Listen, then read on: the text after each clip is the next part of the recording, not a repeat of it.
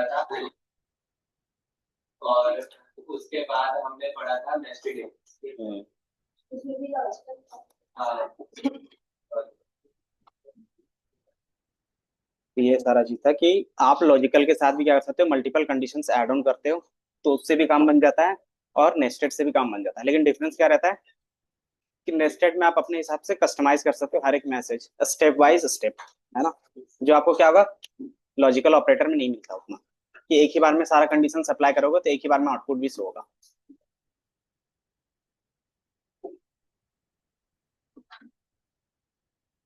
बाकी मैं ऑनलाइन वालों के साथ भी इसको शेयर ही कर देता हूँ,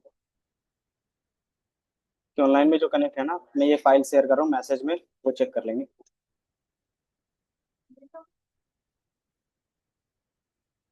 हम्म,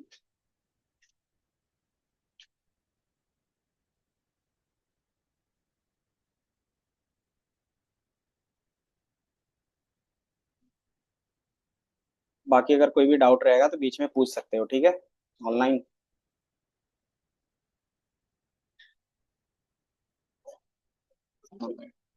कौशल, अंकित, कल्याण, ठीक है। Yes sir. ओके। बाकी मैंने मैसेज बॉक्स में शेयर किया है, आज का जो जितना भी कोड होगा ना सब इसी में होगा, तो रियल टाइम में आपको भी अपडेट्स दिखते रहेंगे कि क्या मैंने कोड किया है, और पैरेलली आप भी करना। ओके।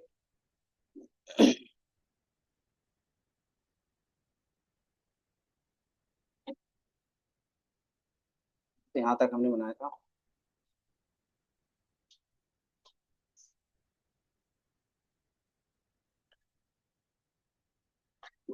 कुछ क्वेश्चंस असेसमेंट असाइनमेंट के बनाए थे इससे related, math.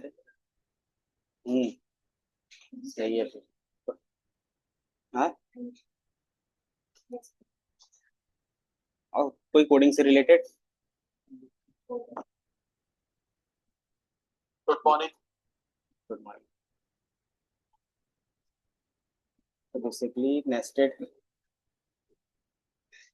Multiple expansion,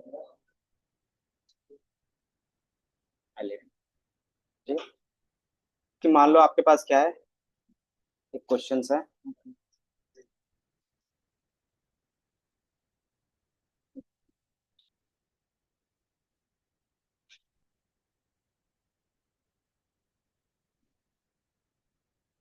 give a student result as a pass और fail if marks is greater than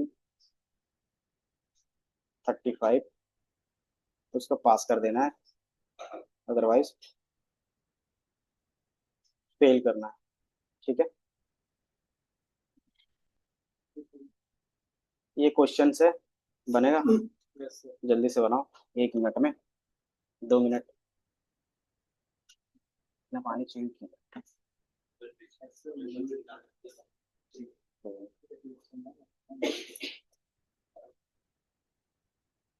आप लोग भी ट्राई करो ऑनलाइन।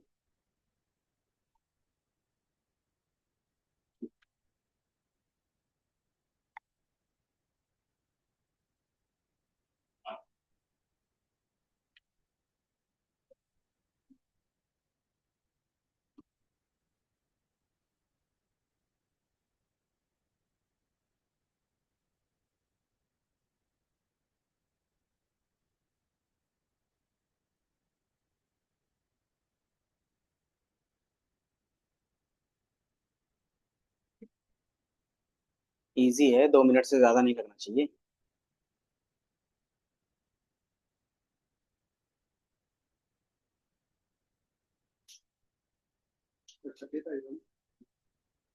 हाँ,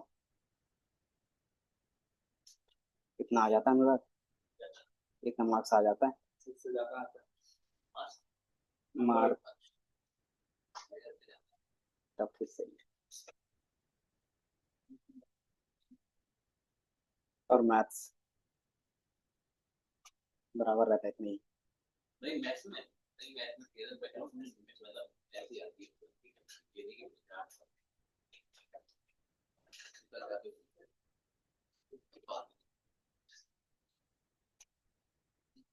हो गया yes sir. Time up. Yes sir, हो गया। बताओ निखिल कैसा बनाया, क्या लिखा है? मार्क्स अगर यूजर से लेना है तो क्या लिखेंगे कि इंटीजर में लेना है, इनपुट और enter your marks, then if else का कंडीशंस लगा, बस इतना ही करना था, है ना? तो मार्क्स आप कुछ भी पुट कर सकते हो, जैसे मैंने किया 45, तो ये क्या बताएगा, पास। अगर मैं दोबारा इसको रीरन करूंगा देन इसको मैं दे दूंगा 34, तो ये क्या बताएगा, फेल। ठीक है, अब क्या करना है, इसको ग्रेड देना है। ग्रेड कैसे मिलता है? 90 प्लस के। हम्म, कि आपको अब ग्रेडिंग सिस्टम बनाना है कि जिसका 90 प्लस है, ये तो कभी बनाया। इसका जो मार्क्स रहेगा इसको बोल देते हैं ए ग्रेड, जिसका क्या रहेगा आपके पास 80 या 75, जो 75 एवब रहेगा और 90 से कम रहेगा उसको हम क्या बोलते हैं, बी ग्रेड। और जो 60 रहता है, मान लेते हैं जो 60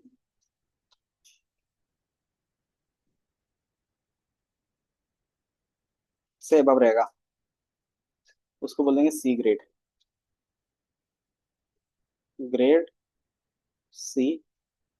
और क्या था, एक 45, 45 से एबव, या तो फिर अभी तीन ही बनाते हैं, और जिसका 60 से कम रहेगा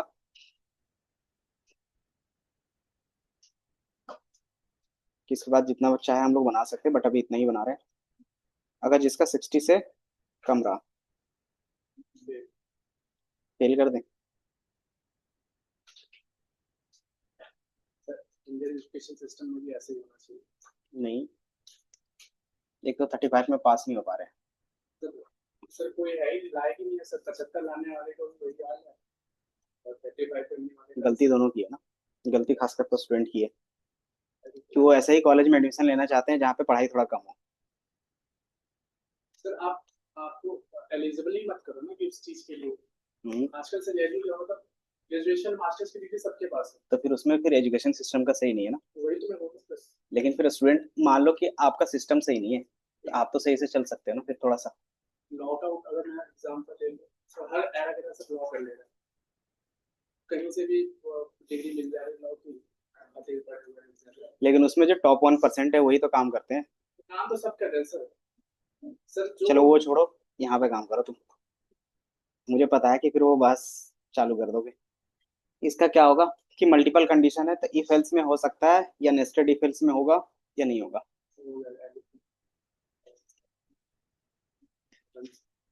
हम्म, तो इसके लिए हमारे पास क्या होगा कि नॉर्मल इफ एल्स में नहीं होगा, क्यों नहीं होगा?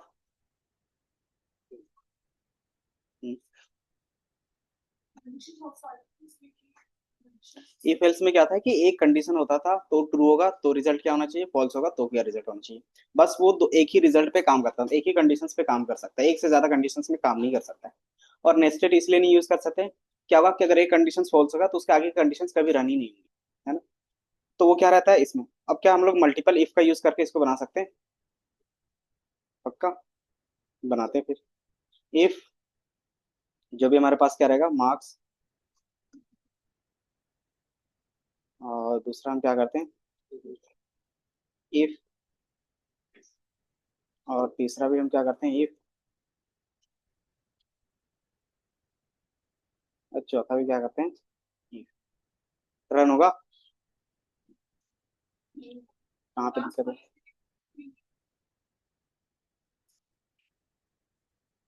सारा लेके करना है। If marks is less than 60, run हुआ, क्योंकि मार्क्स कितना है, तो मैं मार्क्स भी यहीं पे अभी एज ए ले लेता हूँ। मार्क्स अभी आपका 35 है, ठीक है। तो जैसे मैं रन करूंगा फेल बता रहा है, तो ये मल्टीपल इफ काम कर रहा है। अगर मैं यहाँ पे क्या देता हूँ, 80 देता हूँ, काम करेगा?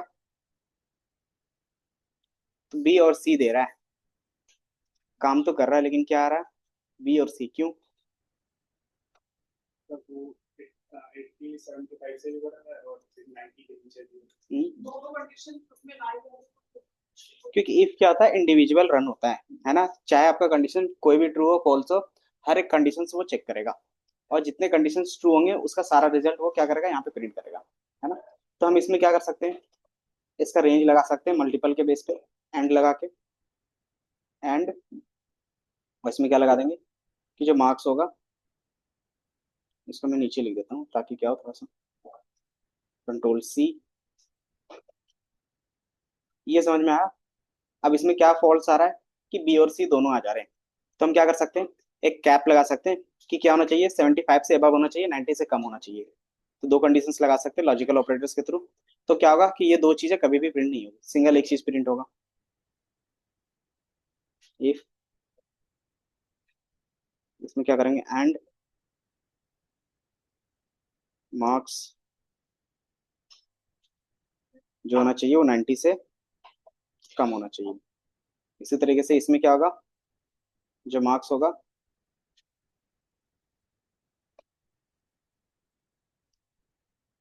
एंड मार्क्स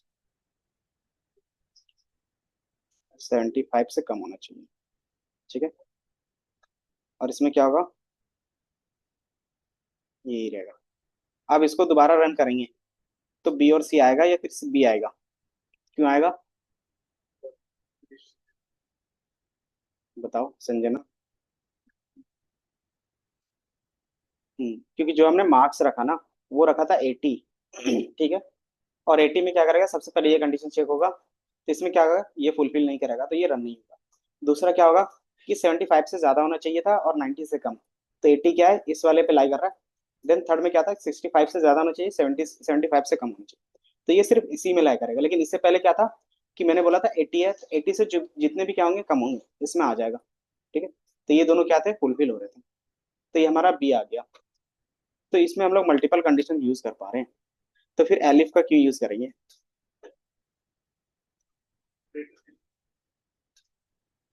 वो रहेगा एक। दूसरा हमारे पास क्या रहता है कि जब भी आप इफ यूज करते हो तो सारे कंडीशंस बार बार चेक होते हैं, तो वो टाइम कंज्यूमिंग होता है। एलिफ लगाओगे ना, तो उसमें क्या रहता है कि जहां पे कंडीशंस ट्रू होगा वो रन हो जाएगा, उसके अलावा जो भी कंडीशंस रहेंगे वो रन नहीं। ये रहता है कि उसके बाद के जितने भी कंडीशंस रहेंगे वो रन नहीं। जैसे फॉर एग्जाम्पल, यहाँ पे इसने ये चेक किया, ये क्या हो गया, फॉल्स हो गया।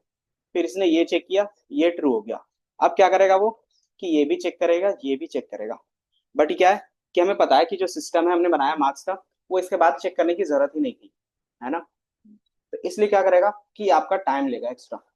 मान लो इस तरीके से 10 इफ लगा रहे हैं तो उसमें क्या होगा, टाइम कंज्यूमिंग होगा। तो हम लोग इफ के बेस पे काम कर सकते हैं अपना लॉजिक सुधार के, बट क्या रहेगा कि वो टाइम कंज्यूमिंग रहेगा। इसीलिए हम क्या करते हैं, एलिफ का यूज करते हैं। वो क्या करता है कि जहां पे कंडीशन ट्रू होगा उसके बाद के जितने भी कंडीशन होंगे वो रन नहीं करेगा, ठीक है। तो ये इसका एडवांटेज रहता है। तो इसको मैं एलिफ के बेस पे यही चीज बना सकते हैं, use if, L, if and else. क्या हो गया, सर ने टाइम बताया था क्योंकि क्योंकि इस बैच में फुल हो गया था ना। कोई नहीं, अभी आ जाए, बैठ जाओ, फिर क्लास के बाद बात करते हैं। तो हम लोग क्या करेंगे, एलिफ का यूज करेंगे। क्या नहीं आ रहा, कंडीशंस, नीचे वाले मार्क्स होते हैं, ये जरा मार्क्स ये वाला केस सेंसिटिव होगा, ये ध्यान रखना बस, ठीक है। पाइथन क्या होता है, केस सेंसिटिव है, तो कैपिटल स्मॉल वो ध्यान रखना। दूसरा कंडीशंस, कंडीशंस आपका सही है तो उसके बेसिस पे काम करेगा वो।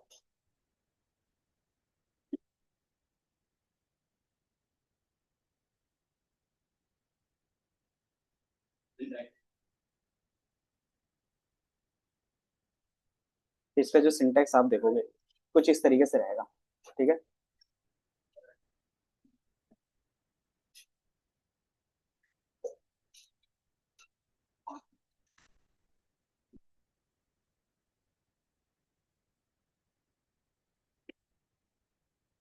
तो मल्टीपल कंडीशंस है, तो हम क्या करेंगे, ये सिंटेक्स फॉलो करेंगे। सिंटेक्स सिंपल है, if condition one then statement, then elif condition two statement, elif condition three, इस तरीके से एन नंबर ऑफ कंडीशंस होंगे, उसको आप अप्लाई कर सकते हो। देन क्या रहेगा लास्ट में, एल्स रहेगा। ठीक है, एल्स मतलब क्या होता है कि अगर इनमें से कोई भी कंडीशन ट्रू नहीं हो रहा है तो उसके अलावा हम लोग क्या कंडीशंस लिखना चाहते हैं, मतलब उसके बाद में क्या मैसेज प्रिंट होगा, तो उनको उसको एल्स पे लिख लेते हैं। ठीक है, तो सेम हम लोग ने क्या किया, इसके लिए किया है। देख रहे हैं? कि मार्क्स होगा हमारे पास, अगर मार्क्स क्या है 90 से ज्यादा है तो वो ए प्रिंट करेगा, अगर 75 से ज्यादा है तो क्या करेगा वो बी, और 60 से ज्यादा है तो सी, अदरवाइज उसको फेल कर देगा, मतलब 60 से जो कम होगा। ठीक है, अब इसमें फर्स्ट वाले हम क्या करेंगे, कैप भी लगा सकते हैं कि 90 से क्या होना चाहिए, ज्यादा होना चाहिए था, और 100 से कम, क्योंकि मार्क्स क्या आता है मैक्सिमम 100 जाता है। तो आप इसमें क्या कर सकते हो, एंड का लगा सकते हो, कि अगर मैं 200 भी क्या करूंगा इसमें पुट करूंगा तो क्या होगा, फिर भी ये आंसर करने लगेगा। ठीक है, एंड मार्क्स,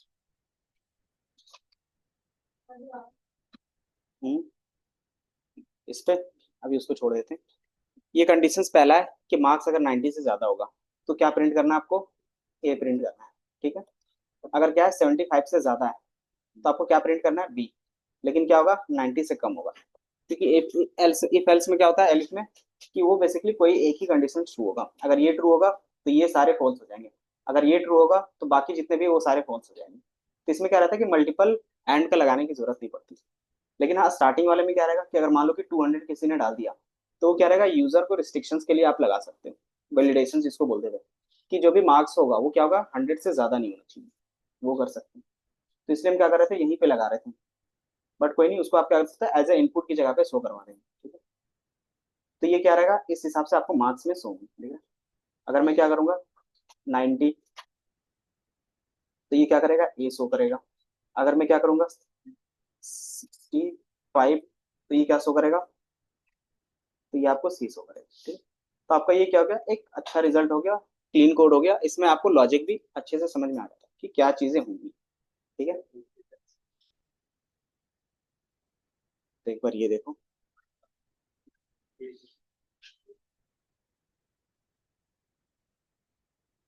ऑनलाइन में आप लोग भी लिख लो।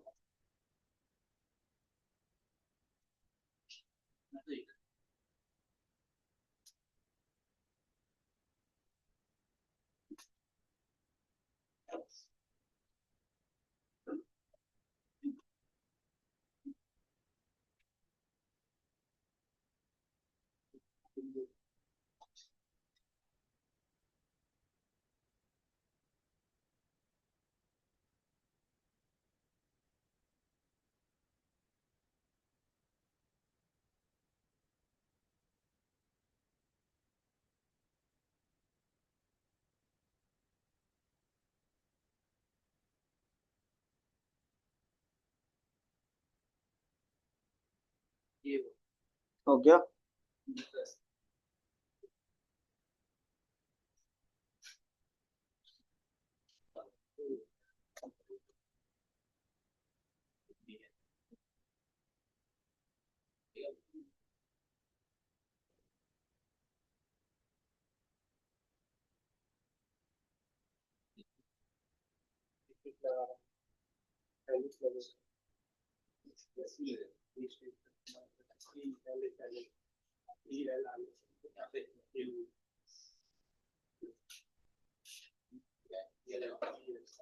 पहले हो गया।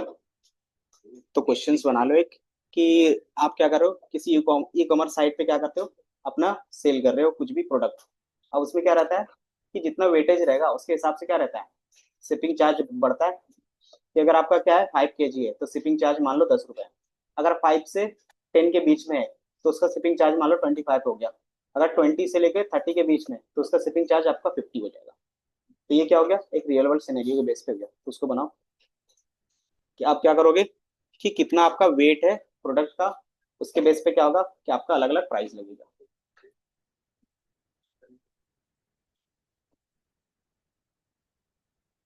फिर ये, हाँ,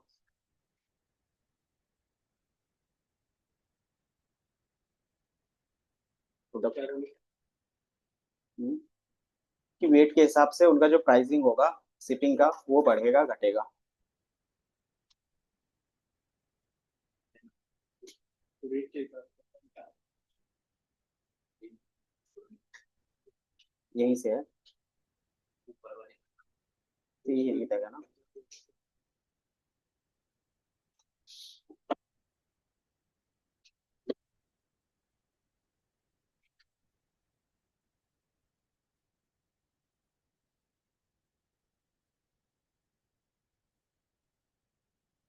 बेस्ड ऑन प्रोडक्ट वेट, ठीक है। तो मान लो आपके क्या है कि अगर 5 kg तक का है वेट, तो उसका जो प्राइसिंग जाएगा वो 10 रुपीज जाएगा, ठीक है। अगर वो 5 और 10 के बीच में है, तो उसको मैं 20 रुपीज चार्ज करूंगा एज अ शिपिंग। और अगर जिसका क्या है 10 to 20 है, उसका मेरे पास रहेगा 30 रुपीज। और जिसका 20 प्लस हो जाएगा, उसके जो चार्ज बनेंगे वो हमेशा 50 रुपीज बन जाएंगे, ठीक है।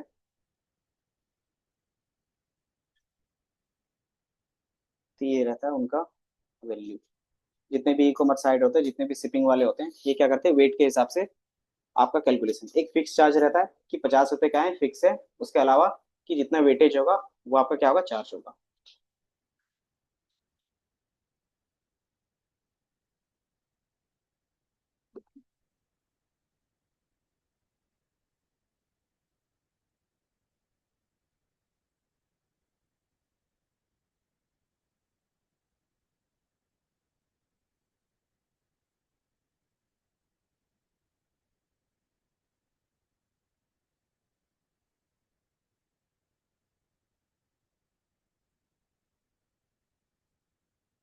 इसके अलावा क्या क्या क्वेश्चन बना सकते हैं।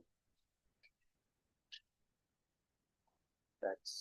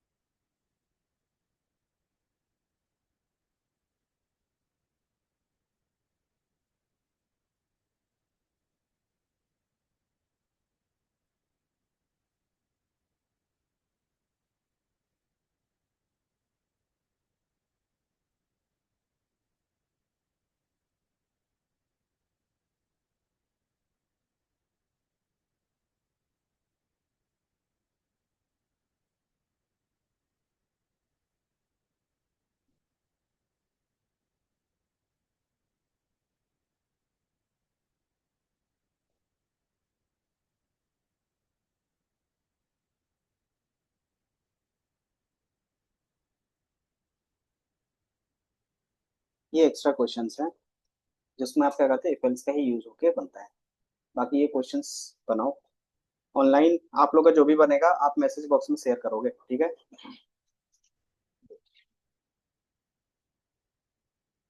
कुणाल, कौशल,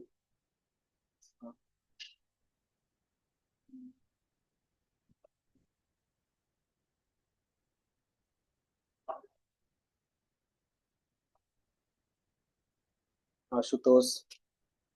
चीजें समझ में आ रही है आशुतोष? अंकित, नाम बोल रहा हूँ भाग से, समझ में आ रहा है? हम्म। बाकी आप क्या करो, इसको जितना भी कोडिंग है आप कोड करके मुझे क्या करोगे, मैसेज बॉक्स में शेयर करोगे आप लोग, ठीक है। कॉलेज पे ही आप लोग कर लेना या फिर जिसमें भी आप लोग कंफर्टेबल हो उसमें करो। और क्या करना, उसको कॉपी करके मैसेज बॉक्स में शेयर करो, ठीक है। क्या बताएंगे, 5 मिनट दे रहे हैं, 9:05 तक आप शेयर करो।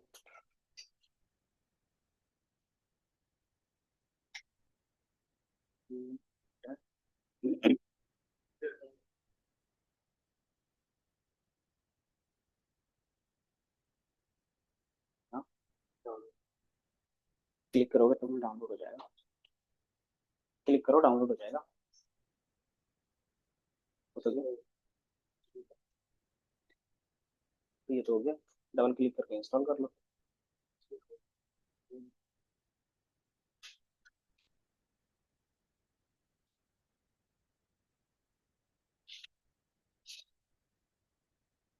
मॉडिफाई के लिए बोले, इसका मतलब क्या है, पहले से इंस्टॉल्ड है आपका पाइथन।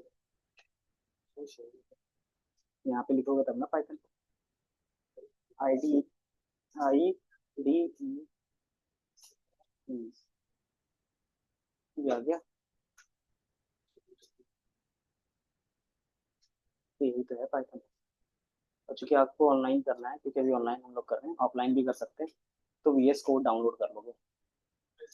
ठीक है, VS कोड होता है वो डाउनलोड कर लोगे। और तब तक आप क्या करो, कॉलैब में कर लो।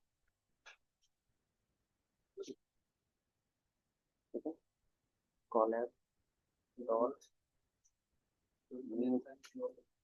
तो इसमें भी सेम कोडिंग होता है जो कॉलैब पे ही है।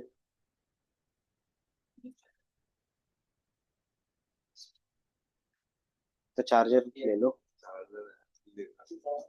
यहाँ से देखो पॉसिबल हो पा रहा था तो चार्ज करो। एक बार चार्ज करके तो देखो तुम, चीजें समझ में आई। उसके अलावा दो जिसका हो रहा है क्वेश्चन प्रैक्टिस के लिए नीचे है कि आप सैलरी टैक्स क्या कर सकते हो, कैलकुलेशंस कर सकते हो, है ना। अभी टैक्सेशन कैसा चल रहा है, हो गया अक्षत। सैलरी टैक्सेशन कैसे कैलकुलेट करते हैं, याद है।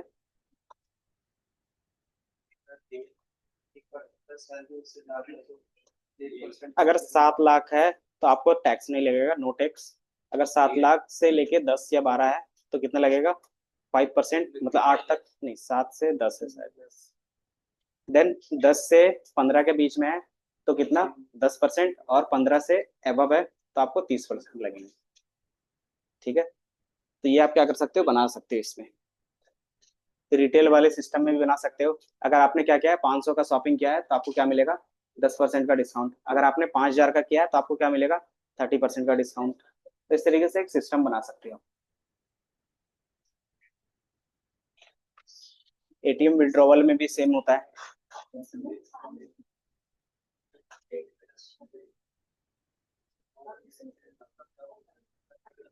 कि अगर आपका 5 kg होगा या फिर उससे कम होगा तो 10 रुपए लगेंगे। ठीक है, 5 और लेस। ठीक है,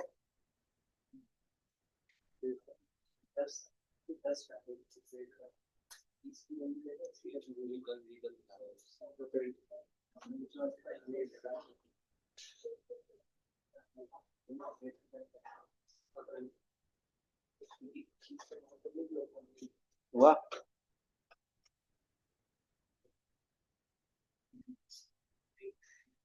ऋषि हो गया, कैसे बना रहे थे बताओ। हम्म,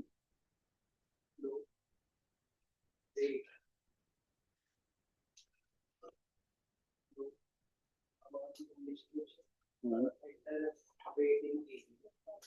ठीक है।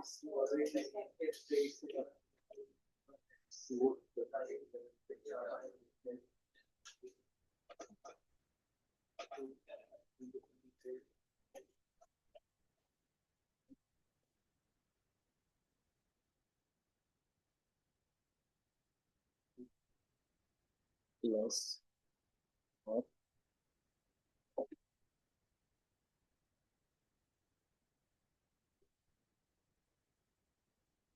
तो आप अपने हिसाब से कुछ भी मैसेज लिख सकते हो।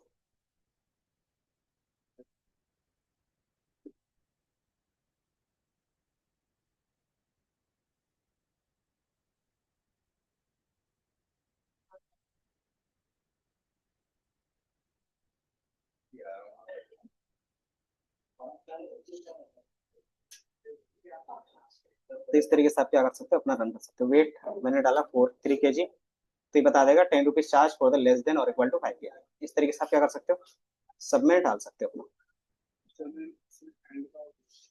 हम्म, एलिफ में एंड की कंपलसरी नहीं रहता, अगर आपने लॉजिक सीक्वेंस में लिखा है तो एंड की जरूरत नहीं पड़ेगी, ठीक है। इसमें भी आपका आंसर आएगा, बट क्या रहेगा कि अगर आपने सीक्वेंस में लॉजिक लिख रहे हो तो इसमें एंड की जरूरत ही नहीं पड़ती, समझे। मैंने ऐसे दिया है से 5 से कम जो 10 रुपए, और 5 से और 10 के बीच में जो आएंगे उनके 10 रुपए 20 रुपए, और जो 10 से 20 के बीच में आएंगे वो 30 रुपए, ऐसे ये क्वेश्चन वो आप प्रैक्टिस के लिए है।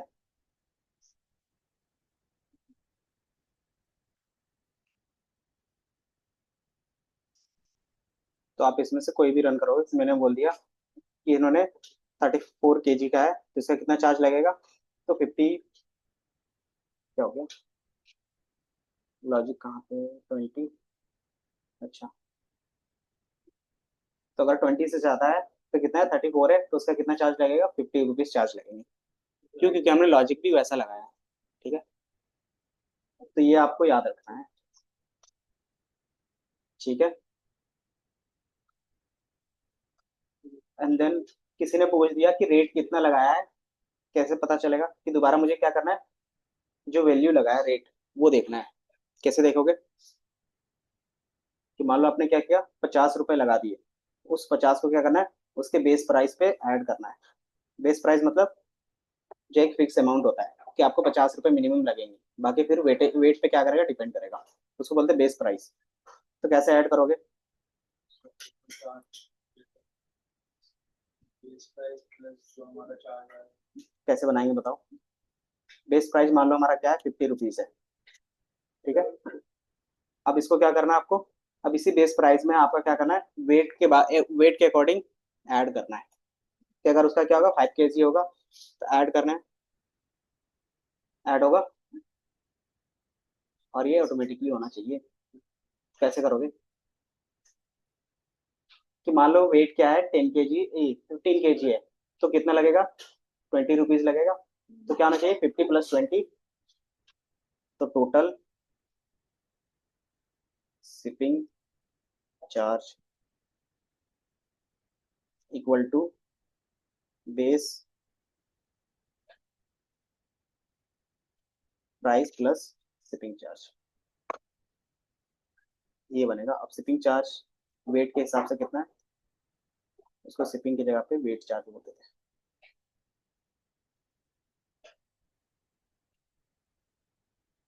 और आपको क्या करना है, टोटल शिपिंग चार्ज प्रिंट कर देना है। अभी ये एरर देगा, क्यों, क्योंकि वेट चार्ज डिफाइन नहीं है। तो कैसे डिफाइन करेंगे बताओ जल्दी से।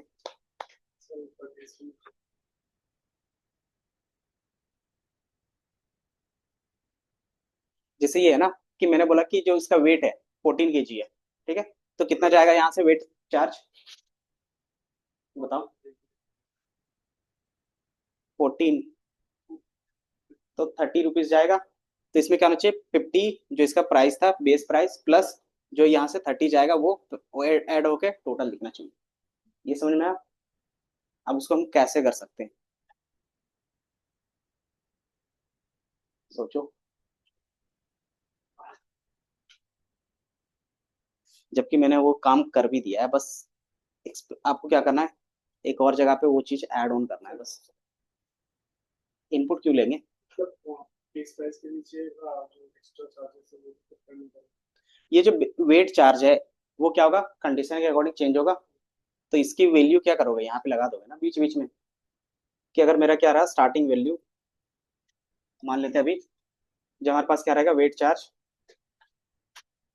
वेट अंडरस्कोर चार्ज, तो स्टार्टिंग में क्या रहेगा, अभी मान लेते हैं 0 रहेगा। अगर वेट क्या होता है, 5 kg से कम रहता है, तो वेट चार्ज कितना हो जाएगा, 10 रुपीज हो जाएगा। अगर क्या रहता है, 10 और 20 के बीच में रहता है, तो वेट चार्ज कितना होगा, 20 रुपीज हो जाएगा। अगर क्या रहता है, 20 रहता है, 27 रहता है, तो कितना हो जाएगा। तो सिर्फ आपको एक वेरिएबल डिफाइन करना था, जिसमें क्या होगा कि ये चार्ज आपका स्टोर होता है और कुछ नहीं। और इसमें हमारा क्या रहेगा, वेट चार्ज।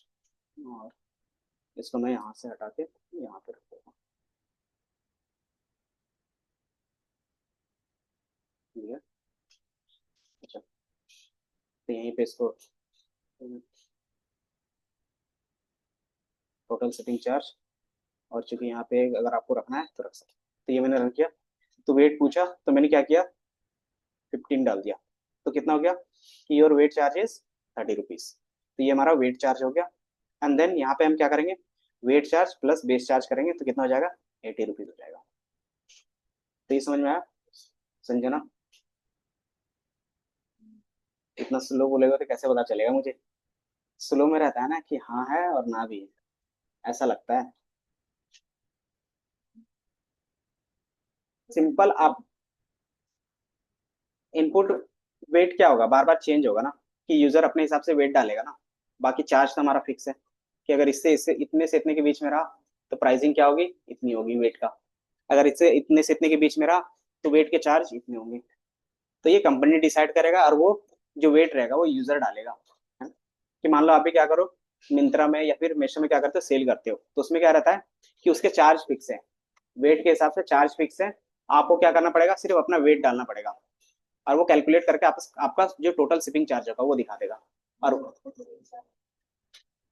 वो, क्योंकि आपको पता है कि वेरिएबल हमें असाइन करना पड़ता है। वेरिएबल आप जब तक क्या करोगे, क्रिएट नहीं करोगे, तो कौन सा एरर आता है, नॉट डिफाइंड। हाँ, तो वेट, आप मान लो ये वेट चार्ज है, ये वेरिएबल कहाँ पे डिफाइन किया आपने, स्टार्टिंग में कहीं ना कहीं तो डिफाइन करेंगे ना। अगर आपको लगता है कि स्टार्टिंग में कुछ भी वैल्यू नहीं रखना है, तो इसके लिए हमारे पास एक होता है वैल्यू नन। नन का मतलब होता है कि अभी जो वेट चार्ज हम लोग लिख रहे हैं वेरिएबल, वो अभी खाली है, उसमें कोई वैल्यू नहीं है। ठीक है, अब ये वैल्यू कहाँ से आएगा, तो इसके अकॉर्डिंग आएगा, लॉजिक के अकॉर्डिंग। ठीक है, कि अगर वेट का क्या होता है, चार्ज वेट 5 kg से कम होता है तो ऑटोमेटिकली वेट चार्ज कितना हो जाएगा, 10 रुपीज हो जाएगा इसमें। तो ये इनिशियलाइज करने के लिए होता है। अगर आप यहीं से स्टार्ट करोगे तो डिफॉल्ट प्राइस क्या होगा, इसी में से किसी में से एक आएगा। अगर मान लो यूजर ने क्या किया, कुछ ऐसे वैल्यूज डाल दिए जो एरर के बेस पे रहेगा, तो उसमें क्या रहेगा, ये वेट प्राइस आपको नहीं दिखेगा, तो यहाँ पे क्या होगा, आपको एरर दिखेगा। क्योंकि क्या होगा कि वेट वाले में कुछ है ही नहीं, या फिर वेट वाला क्या है, डिफाइन ही नहीं है, तो यहाँ पे एरर देगा। तो इसलिए हम क्या करें कि पहले एक वैल्यू डिफाइन करके रख रहे हैं, जिसमें क्या कर रहे थे, जीरो रख रहे थे। अगर आपका वेट ही नहीं है तो क्या होगा, कुछ भी वैल्यूज नहीं लगेगा। तो बाय डिफॉल्ट कुछ ना कुछ तो वेट रहता ही है।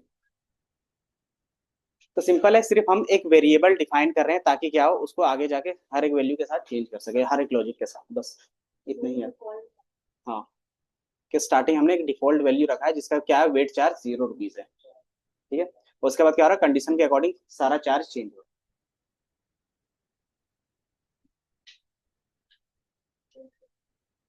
समझना, बोलना पड़ता है। सिर्फ मुंडी ऐसे और ऐसे, ऐसे नहीं चलेगा ना।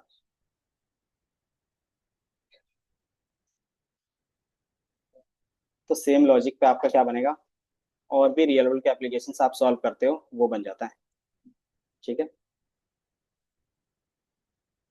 तो ये हमारा क्या था, एलिफ के बेस पे था। तो आप क्या करो, एक रिटेल डिस्काउंट सिस्टम बनाओ, जिसमें क्या रहेगा कि आप जितने का क्या करते हो, बाय करते हो, उसके बेस पे क्या होगा, आपको डिस्काउंट मिलेगा। तो रेट मैं डिसाइड कर देता हूँ। अगर 500 से कम है तो कोई डिस्काउंट नहीं मिलता। अगर आपने 500 से कम में क्या किया, कुछ बाय किया है, तो आपको कभी डिस्काउंट नहीं मिलेगा। 500 से लेके 2000 के बीच में कुछ बाय किया है, तो जितना भी बाय करोगे उस अमाउंट में क्या होगा कि आपको 10% का डिस्काउंट मिलेगा। ठीक है, देन डिस्काउंट मिलने के बाद हमारे पास क्या होगा कि एक्चुअल प्राइस कितना है वो भी शो करना है। ठीक है, कि total price and then after discount price, दोनों आपको शो करवाने हैं।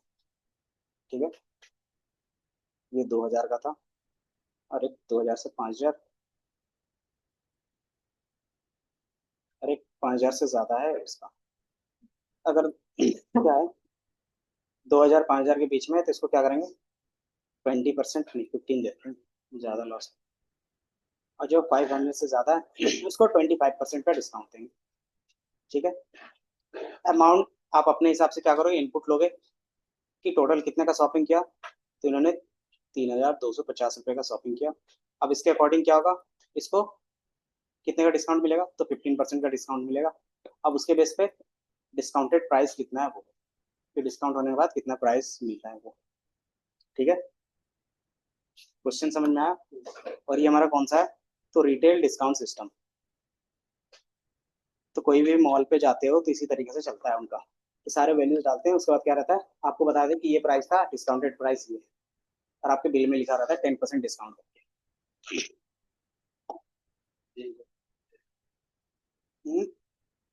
क्वेश्चन सिंपल है, आप शॉपिंग करने गए 10,000 का, या फिर मान लो कि 3,200 का शॉपिंग किए, तो उसमें क्या बोलते हैं कि आपको 15% का डिस्काउंट दिया जा रहा है, तो कितना प्राइस हो जाएगा उसका, 3,000 का मान लो,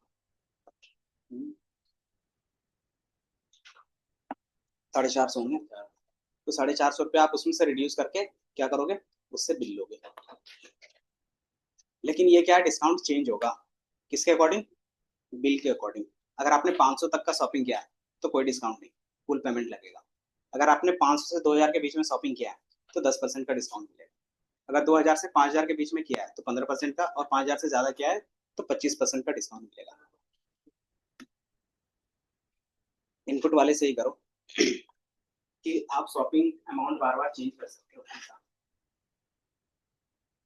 तो कितना टाइम चाहिए इसके लिए, 5 मिनट, 10, 28 बना रहे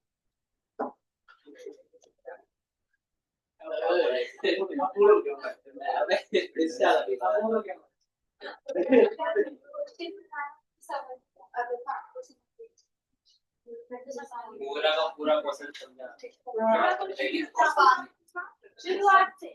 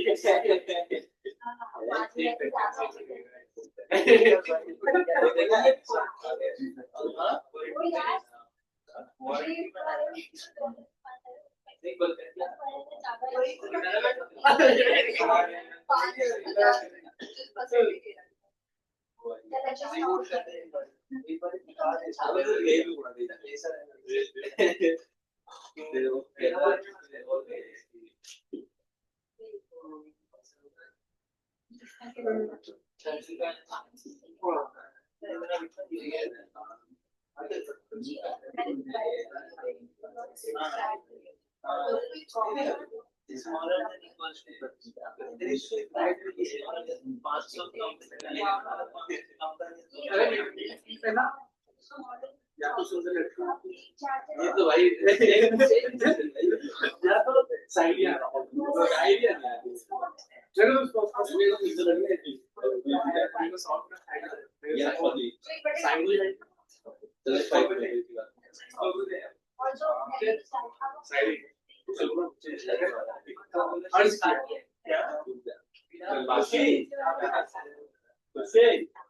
ये शायरी सुना रहा है।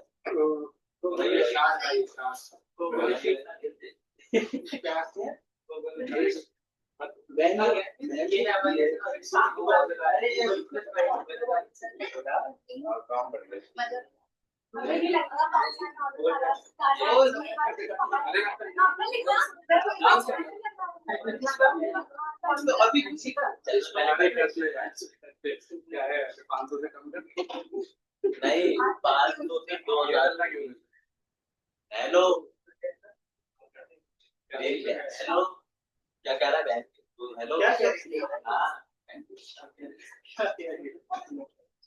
हाँ बैठो यहाँ पे।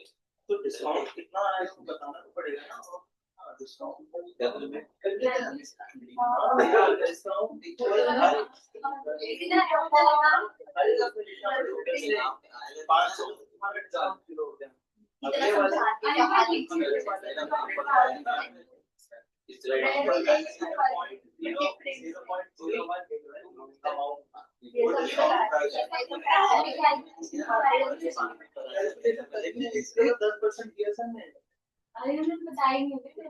अगर मैं तो चल के आना पहले थोड़ा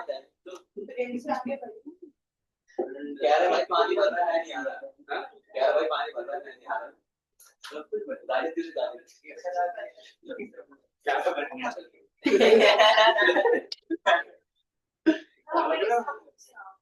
क्यों नहीं आ रहे प्राइस हेलो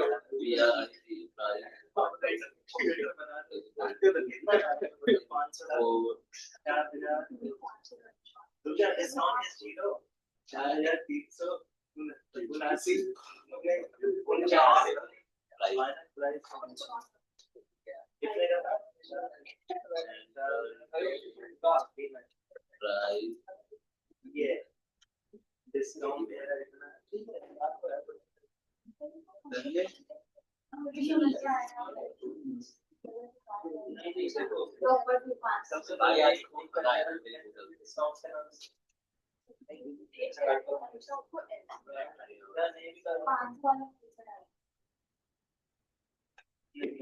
सबसे पहले 500 वाला कल 500 का परिवर्तन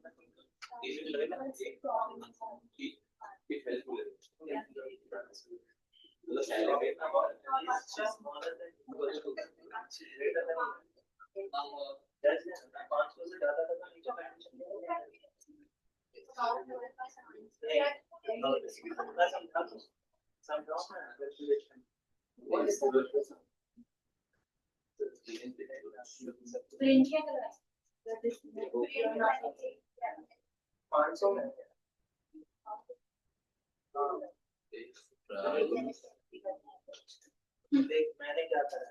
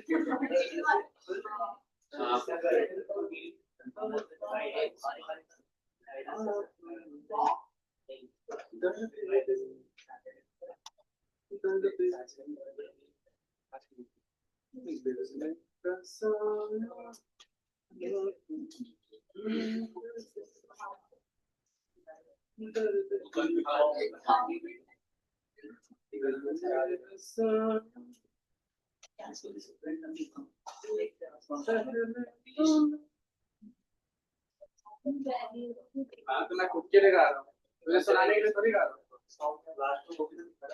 कान बंद कर और टोटल अमाउंट कितना डिस्काउंट ना कान तेल पर मत कर 500 वाले पे डिपेंड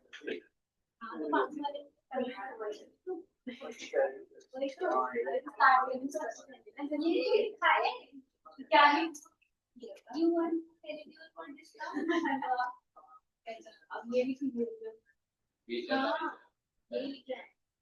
वो थोड़ी देर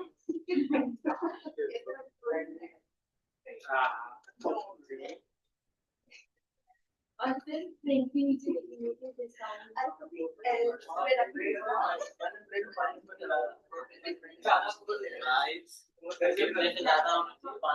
मैंने 2000 पे लेकिन प्राइस दूसरा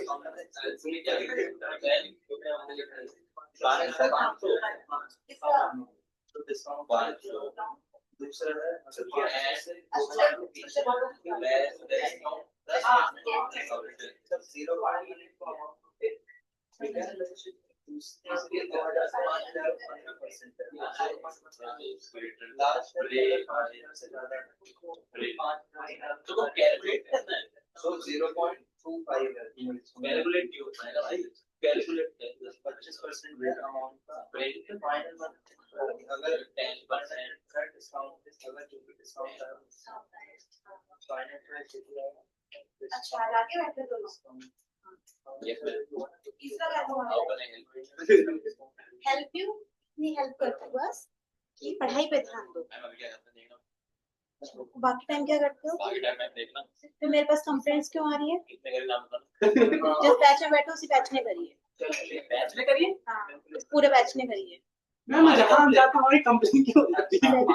वही मेरा क्वेश्चन। हमारी कंप्लेंट किसको खड़े एग्जैक्टली मेरा वही क्वेश्चन किस कंडीशन में बिठाया था? किसी से मैं किसी से बात ही नहीं करते परसेंट तक हमने बोला था कि आपकी डर से सिर्फ हम किसी से बात नहीं करते सिर्फ वो कौन लड़की से? लड़की मोटी प्रीतीश खुशी से तुम कंफर्टेबल हो? उसने तुम्हें अभी जो बोला मैंने बोला था वो तो मेरे सामने बोला होगा ना। प्रीतीश बाकी 3 लोग कहाँ हैं तुम्हारे ग्रुप के? उनका पता नहीं मेमोरी आता है भाई क्लिप छोटी है अभी ले लो सुन लाया था कल। मैं मार्केट हो रहा है देखो फोन तो किया मजाक से हटकर बोल दो पढ़े। चलो चलो हो गया। ऋषि, निखिल, शुभम, सुमित कहाँ चला गया? वो उसका लैपटॉप बनवाने गया हूँ बस आया, चेहरा दिखाया, चला गया।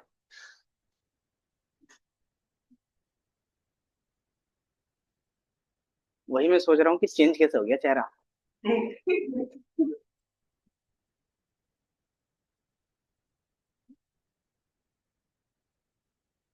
तो सिंपल आपको क्या करना था, कंडीशन चेंज करने थे और उसके अकॉर्डिंग ये वैल्यू, ठीक है। तो आपको ये बनाना था। सबका बन गया? किन्हीं का कोई डाउट आ रहा है इसमें ये बताओ, उसके बाद फिर चलेगा। सर एक बार आप बना के दिखाओ। मैं क्यों बना के दिखाऊं? नहीं थोड़ा देखने के लिए कैसे बनाया वो तो सही बात है, तुमने कैसे बनाया? चलो ठीक है, तो तुम यहाँ आ जाओ, तुम ही कोड करोगे यहाँ पे।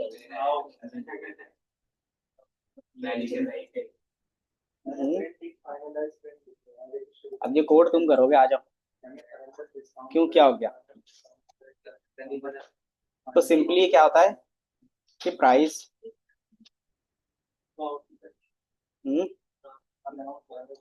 हाँ कुछ भी नाम रख सकते हैं, टोटल बाय, आपने टोटल बाय कितने का किया है, एक वेरिएबल रख लेते हैं, या फिर क्या कर सकते हो, वेरिएबल ना रखें हम इसको float and float in float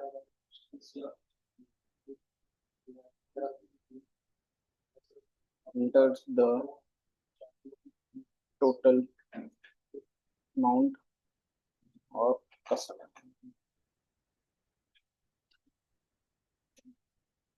ठीक है।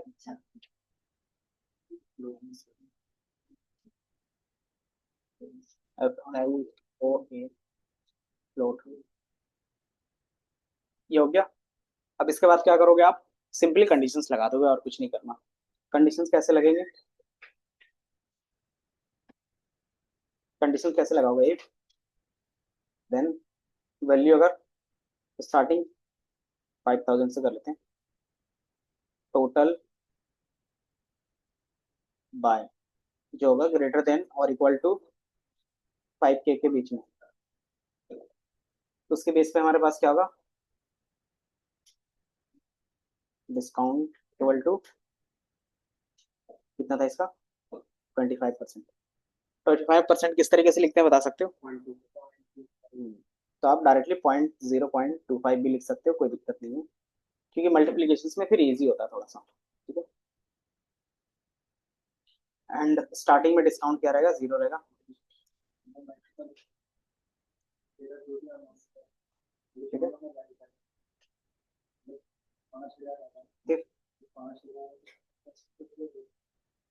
एलिफ दूसरा कंडीशन क्या होगा, टोटल बाय ग्रेटर देन कितना था, 2000 तक का ना, 5000 से ज्यादा और 2000 से 5000 के बीच में था, तो ये लगाएंगे पॉइंट डिस्काउंट इक्वल टू 0.1। हाँ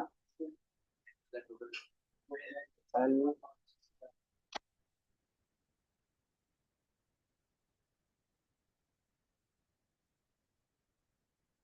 total by greater than equal to 2000 था, क्या था 100 500। 500 से ज़्यादा है और क्या है 2000 से कम है, तो हमारा जो डिस्काउंट होगा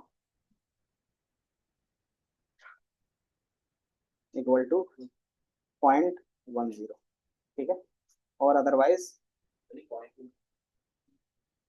हाँ भूल गए कि बेसिकली इसमें क्या होता था कि आप 100 से मल्टीप्लाई करते थे परसेंटेज में चेंज करने के लिए, सॉरी डिवाइड, तो डिविजन करते हैं तो क्या होता है पॉइंट में तो आता है, तो 25% इसी तरीके से लिखते हैं। अब लास्ट में क्या कर सकते हो कि जो भी आपके पास डिस्काउंटेड प्राइस आएगा उसको हम प्रिंट कर देंगे, तो प्रिंट स्टेटमेंट लिख देते हैं।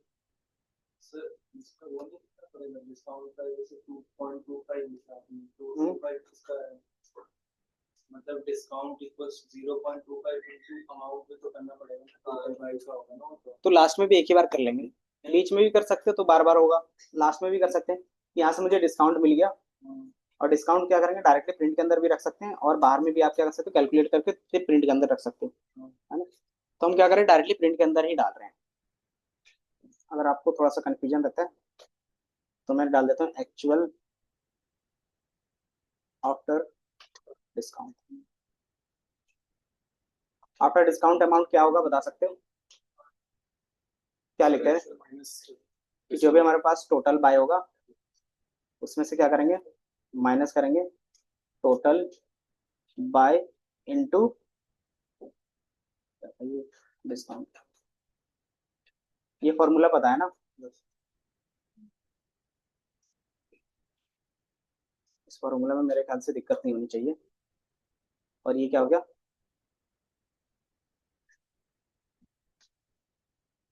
इसमें मैं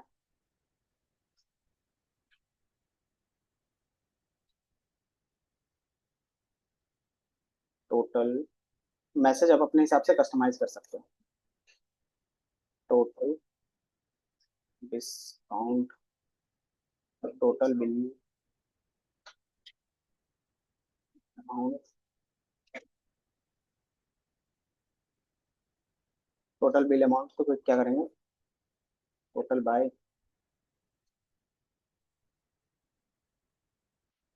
और इसमें हम डिस्काउंट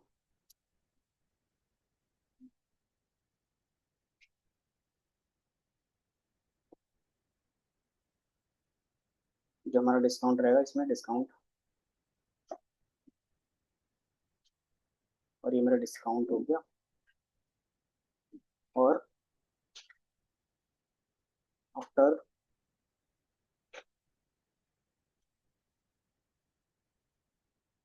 डिस्काउंट बिल। ठीक है, तो ये हमने लिख दिया। अब इंटर प्राइस करना है कि मान लो मैंने 3000 का शॉपिंग किया, एंटर करेंगे तो आपको मिलेगा। फिर टोटल बिल अमाउंट कितना था 3000 का था, आपका डिस्काउंट कितना हुआ 15% हुआ, और अच्छा ये नहीं लिखा ना, तो यहाँ पे क्या करोगे आफ्टर डिस्काउंट 3000 और कुछ इस तरीके से लिखेगा। ठीक है कि टोटल बिलिंग प्राइस आपका कितना है 3000 डिस्काउंट 15%, क्या कनेक्टर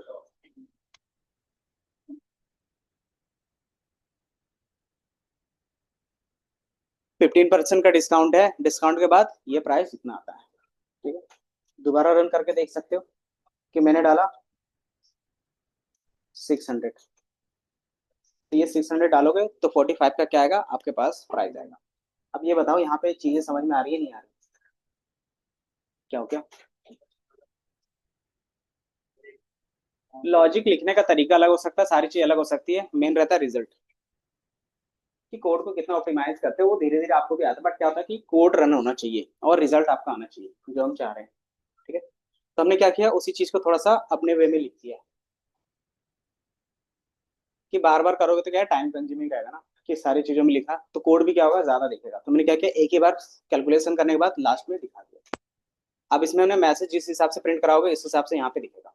तो मैंने क्या लिखा, टोटल बिल अमाउंट, और उसमें क्या शो होगा, एक्चुअल जो वेरिएबल का वैल्यू होगा वो होगा। देन डिस्काउंट इज, तो जो भी डिस्काउंट होगा वो मैंने यहाँ पे शो करवाया। देन आफ्टर डिस्काउंट बिल, तो ये आफ्टर डिस्काउंट बिल आपका क्या होगा, ये अमाउंट आएगा। ठीक है, तो इस तरीके से आप क्या करते हैं, शो करवाते हैं।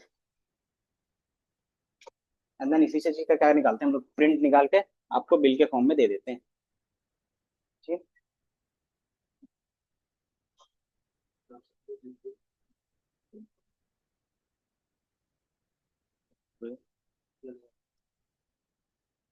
फ्लोट लगा लेंगे। फ्लोट क्यों लगाएंगे ये बताओ, कि प्राइसिंग पॉइंट में भी जा सकता है, डिस्काउंट डिस्काउंट कैलकुलेशंस में करते हैं तो, है ना। बेसिकली ये छोटा चीज है, तो डिस्काउंट में क्या, सॉरी इसमें फ्लोटिंग में उतना मायने नहीं रखेगा, बट क्या रहता है कि अगर आपको लगता है कि इंपॉर्टेंट है तो हम उसको रखेंगे। ठीक ही आता है ना, कि अगर आप क्या करते हो, होलसेल पे काम करते हो तो पॉइंट में भी क्या आता है, अच्छा खासा मार्जिन रहता है ना। ये रिटेल है तो रिटेल क्या करते हैं, पैसे पे काम नहीं करते, रुपीज पे काम कर लेते हैं। बट होलसेल में क्या आता है, पैसे पे काम होता है, कि आप अपना एक प्रोडक्ट सेल करते हो तो 10 पैसे का ही क्या करते हो, आप अपना मार्जिन रखते हो, प्रॉफिट। लेकिन क्या रहता है, वो करोड़ों का बिजनेस रहता है। तो अगर 1 करोड़ 10 पैसे से मल्टीप्लाई करोगे तो आराम से हो जाता है, 10,000 हो जाएगा, 10-20,000 हो जाएगा। ठीक है, तो वो चलता है। तो वो रहता है बिजनेस यूज केस के हिसाब से कि आपका डेटा टाइप क्या होगा। ये समझ में आया। तो ये आपका क्या था, बिलिंग सिस्टम था, रिटेल डिस्काउंट सिस्टम था। ठीक है, तो इसी तरीके से कोई भी सिस्टम काम करता है बेसिक। मान लो इसमें एक एरर आ सकता है कि यूजर ने नंबर की जगह पे, इंटीजर की जगह पे स्ट्रिंग डाल दिया। ठीक है, तो ये क्या देगा, एरर देगा। तो एरर क्या दे रहा है बताओ, एरर क्या है, कि जो हमने वैल्यू इंटर किया था वो वैल्यू एरर दिख रहा है। सब देखो, एरर में सबसे लास्ट लाइन देखते हैं, ये दिख रहा है कि ये सारा एरर वाला ही पार्ट होता है। बट क्या होता है कि एरर में क्या आता है, कि आपको समराइज करके लिखा हुआ रहता है कि आप क्या कर सकते हैं, could not convert string to float. और कौन सा वैल्यू, तो ये मैंने इंटर किया था, वो चीज कभी भी स्ट्रिंग से फ्लोट में नहीं चेंज होगी। फ्लोट में क्यों चेंज कर रहा होगा ये, क्योंकि मैंने यहाँ पे दिख रहा है, ये लाइन पे ये दिखा रहा है कि फ्लोट आपने कन्वर्जन लगाया है। ठीक है, तो इसलिए क्या है, वो एरर है। हम लोग एरर हैंडल भी करना सीखेंगे, बट क्या है कि अभी एरर कैसे आता है वो मैंने दिखा दिया, कि आपको जो इंटर इनपुट करने के लिए बोला है वही आपको करना पड़ेगा। ठीक है, ये समझ में आया।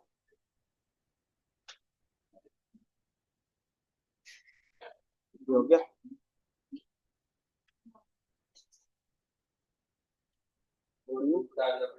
वैलिडेशंस, हमने पढ़ा था वैलिडेशंस, क्या हो गया अनुराग, वैलिडेशंस का रूल अप्लाई करते थे एक्सेल पे भी।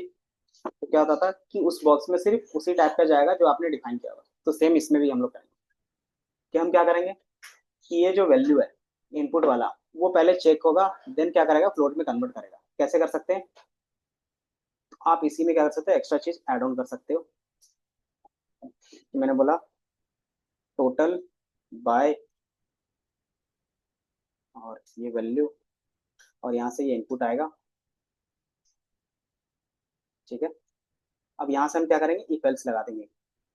इफ टोटल बाय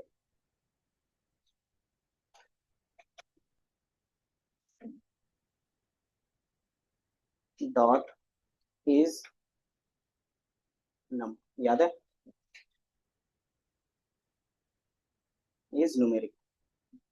अगर वो नंबर है तो क्या करेंगे, उसको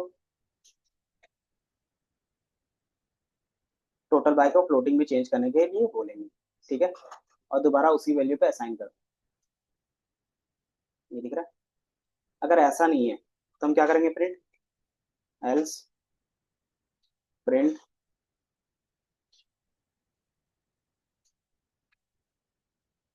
इनवैलिड इनपुट, और जो प्राइसिंग होगा वो 0 रहेगा। ये दिख रहा है, यहाँ पे मैंने दिया वैल्यू। अगर मैं क्या करता हूँ, कोई भी स्ट्रिंग डालता हूँ तो ये दिख रहा है, क्या बोल रहा है, इनवैलिड इनपुट और सारा चीज 0। ठीक, अब ये हैंडल हो गया।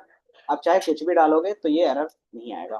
पिछले बार एरर आ रहा था, अब ये एरर को मैंने कैसे हैंडल किया, तो इक्वल्स के बेस पे किया। ठीक है, अब इसी चीज को क्या कर सकते हो, कि मान लो जब तक वो सही वैल्यू ना डाले तब तक क्या है, ये लूप में चलता रहे, तो उसके लिए फिर लूपिंग कंडीशंस लगाएंगे। जो भी चीज हम लोग काम कर रहे हैं ये वन टाइम है, अब इसी चीज को बार बार रिपीट करना चाहते हो तो लूप में डालेंगे। ठीक है, तो जो हमारा नेक्स्ट टॉपिक रहेगा वो लूप का ही रहेगा। ये समझ में आया? इसमें हम क्या कर रहे हैं बताओ, बताओ ये इज न्यूमेरिक फंक्शंस क्या करता है?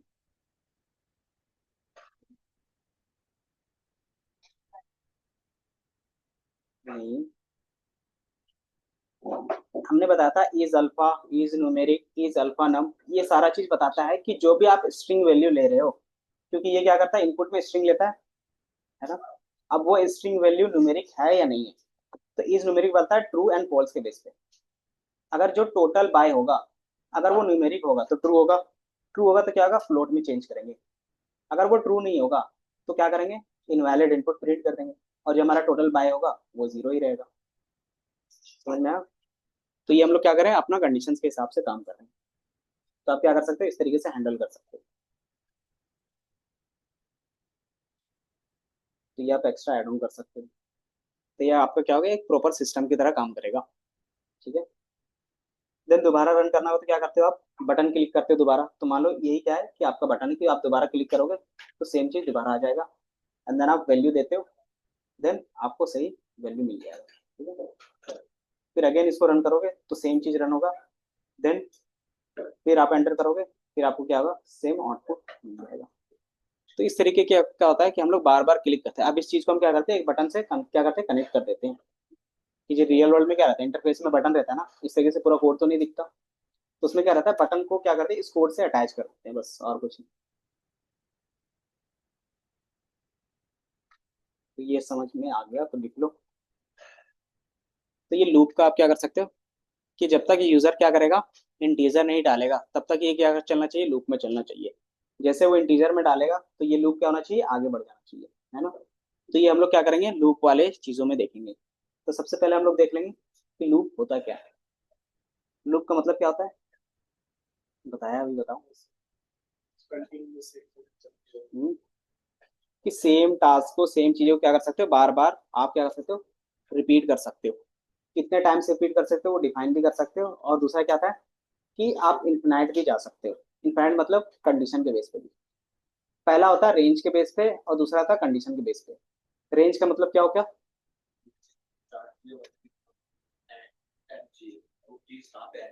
युवराज, रेंज का मतलब क्या होगा, सर इस हम डिसाइड करते हैं कहाँ से स्टार्ट होगा और कहाँ तक एंड होगा, और हम रेंज के स्टेप्स भी ऐड कर सकते हैं। और कंडीशन, कंडीशंस, अभी जो काम कर रहे थे किसमें कर रहे थे, हाँ, कंडीशन, कि जब तक वो कंडीशंस ट्रू नहीं होगा तब तक वो लूप चलता रहेगा, सॉरी जब तक वो कंडीशंस फॉल्स नहीं होगा तब तक वो लूप चलता रहेगा, समझे?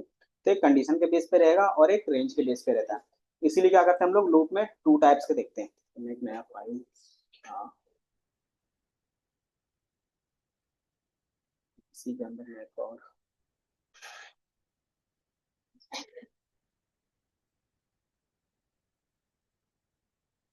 तो एक कॉन्सेप्ट आपका लूप रहेगा।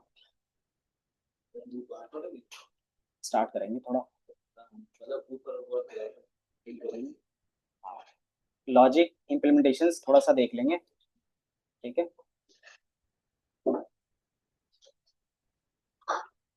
मॉड्यूल 4 सी,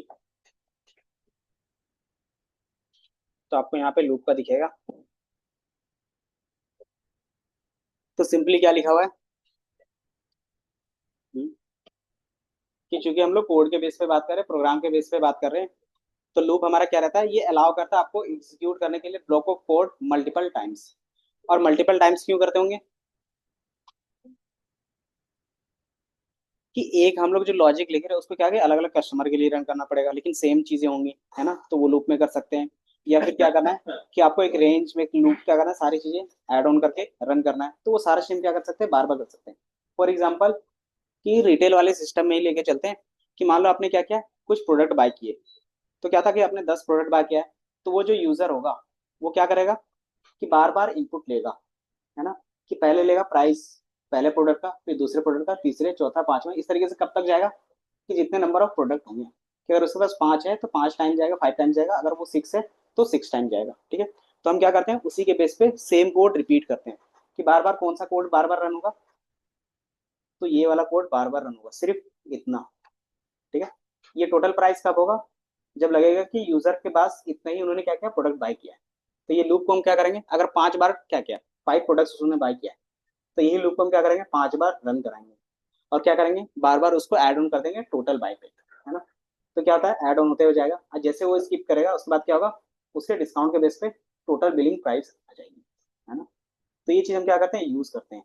तो ये हमारा लूप के बेस पे रहता है। ठीक है, देन इसमें क्या होता है कि दो तरीके का लूप होता है, जिसे मैंने बताया, पहला रेंज के बेस पे आप लगा सकते हो और दूसरा कंडीशन के बेस पे।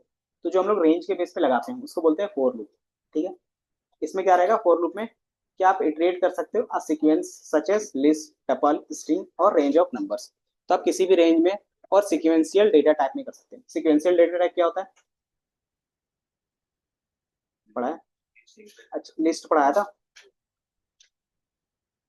क्या क्या पढ़ाया था मुझे ये बताओ। ये डेटा टाइप्स में पढ़ाया था, सीक्वेंशियल का, लिस्ट, टपल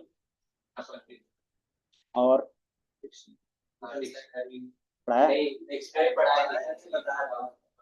उसमें बताया क्यों नहीं, मुझे भी याद है कि मैंने डिक्शनरी नहीं पढ़ा है, आपने वो बनाया था, लिस्ट बनाई थी, क्योंकि लिस्ट और सेट के बाद मैंने शायद बताया नहीं आगे, सेट भी नहीं बताया था।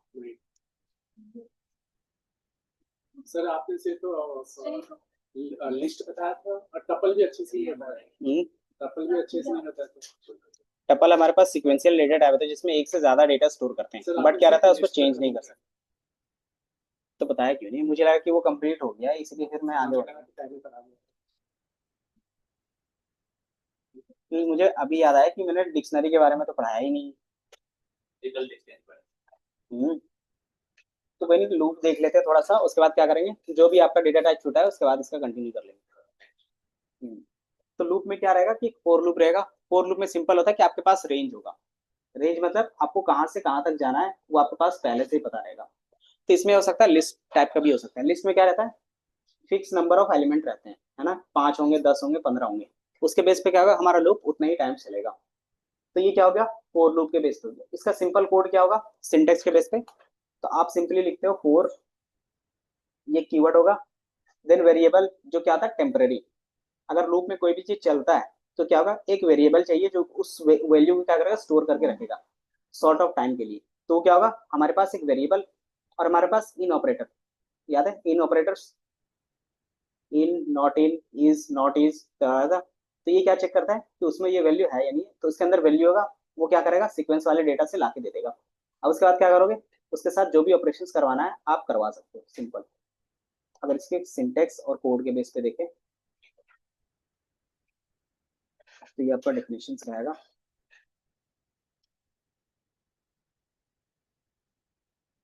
मैं इसको यहाँ पे,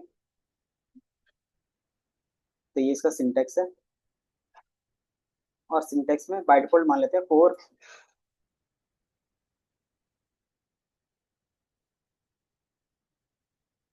रेंज फंक्शन। आपको पता है क्या करता है, हमारे पास एक फंक्शन होता है रेंज, रेंज, और रेंज में आप क्या कर सकते हो, कोई भी वैल्यू डाल सकते हो। तो ये क्या करेगा कि 0 से लेके 5 तक की वैल्यूज को जनरेट करके आपको एज अ लिस्ट रिटर्न करवा देगा। ठीक है, तो इसमें क्या करेगा, एक एक करके वैल्यूज दिख रहा है कि 0 से 5 तक इसमें वैल्यू रहेंगे। तो इसी चीज को हम क्या करते हैं, लूप में चला सकते हैं। तो फोर आई इन रेंज 5 तक, और इसको क्या कर सकते हो, आप प्रिंट कर सकते हो। प्रिंट आई किसको प्रिंट करते हैं, टेम्परेरी वेरिएबल, तो मैं बता देता हूँ, वो जेल कर सकते हैं। जरूरी नहीं कि आप आई रखो, यहाँ पे एक्स वाई जेड कुछ भी रख सकते हो। अब इसमें क्या रहता है कि इसमें से ये वैल्यू एक एक करके लाएगा और उसको क्या करेगा, आई में स्टोर करवाएगा, है ना। और जैसे स्टोर होगा वो प्रिंट होगा, क्यों, क्योंकि इसके अंदर का जो कोड है वो प्रिंट स्टेटमेंट ही सिर्फ है। तो ये फर्स्ट टाइम में क्या रहेगा, 0 रहेगा, सेकंड टाइम में क्या होगा, फिर अगेन दूसरा जो वैल्यू होगा वो लाके देगा, फिर तीसरा लाके देगा, चौथा लाके देगा। तो इसमें जो रेंज में वैल्यू है वो 0 से लेके 5 तक है। ठीक है, और हमें पता है कि लास्ट पार्ट कभी भी इंक्लूड नहीं होता, तो कहाँ से कहाँ तक रन होगा, 0 होगा, 1 होगा, 2, 3, और ये एज अ लिस्ट की तरह स्टोर रहता है उसमें, ठीक है। तो मान लो इस तरीके से स्टोर है। अब ये क्या करेगा, एक एक वैल्यू लाएगा, एक वैल्यू लाया उसको क्या करेगा, आई में स्टोर करवाएगा, ठीक है। तो अब आई की वैल्यू कितनी हो गई, 0। एंड देन क्या करेगा, इसको प्रिंट करेगा। जैसे वो प्रिंट होगा फिर इसके बाद कोई भी कोड नहीं है, तो ये क्या जाएगा, ऊपर जाएगा। ऊपर क्यों जा रहा है, वो चेक करेगा कि अभी वैल्यू है या नहीं है, क्योंकि हमने इनका भी ऑपरेशन लगाया है। तो ये देखेगा कि हाँ नेक्स्ट में भी अभी वैल्यू है। तब क्या करेगा, दूसरे टाइम में ये 1 लाएगा। अब 0 जो था वहां से हट जाएगा और 1 यहाँ पे आ जाएगा, ठीक है। अब ये 1 हो गया। अब आई की वैल्यू क्या है, 1 है, उसको प्रिंट करेगा। तो क्या होगा, यहाँ पे आपको 1 दिखेगा, ठीक है। देन अगेन देखेगा कि और वैल्यूज हैं, तो बोलेगा हाँ वैल्यू है। तो क्या करेगा, नेक्स्ट वो वैल्यू जाएगा यहाँ पे। देन ये क्या होगा, क्लोज, और इसकी जगह पे असाइन हो जाएगा 2। अब उसको भी क्या करेगा, क्योंकि प्रिंट स्टेटमेंट लगाया तो ये प्रिंट कर देगा।